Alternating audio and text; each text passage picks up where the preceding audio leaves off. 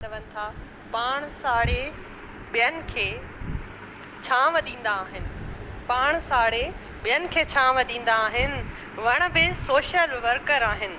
बहितरीन ख़्याल ख़ूबसूरत शाइर ज़ैद पीरज़ादो आहे सभिनी जी ताड़नि।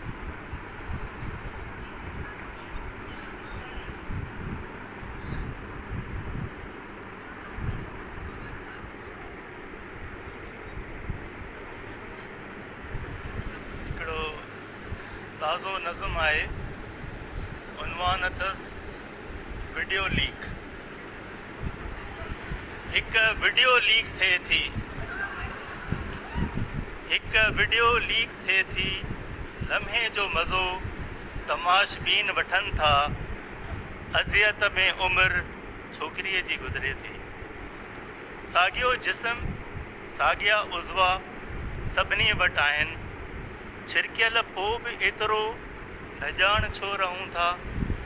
फितरी बनावट, फितरी अमल तज़लील जो तूफ़ान खणी अचनि था। इंसान जी इज़त नंगे जिस्म मां लीक थी वञे थी।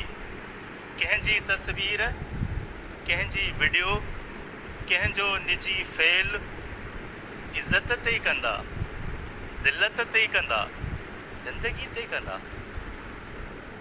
लम्हे जी लज़त, लम्हे जी ज़िलत त ॾेई सघे थी, उमिरि भर जी ज़िलत ऐं हयाती जी सज़ा न।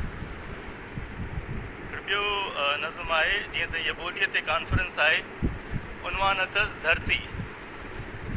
जॾहिं जॾहिं बि धरतीअ तां का जिन्स नापेद थी वेंदी आहे, जॾहिं जॾहिं बि धरतीअ तां का जिन्स नापेद थी वेंदी आहे, पखियुनि जो को नस्ल ख़तमु थी वेंदो आहे, को दरिया सुकी ठूठ थी वेंदो आहे, को ॿेलो साड़ियो वेंदो आहे, को ॻोठ उजड़ी वेंदो आहे, का ॿोली मरी वेंदी आहे, को कल्चर चोड़ण वारो न हूंदो आहे, त दुनिया जे केतिरनि ई रंगनि मां हिकु रंग जो मौत थी वेंदो आहे।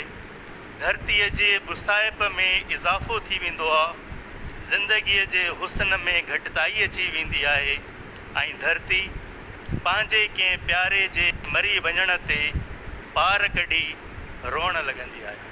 महिरबानी।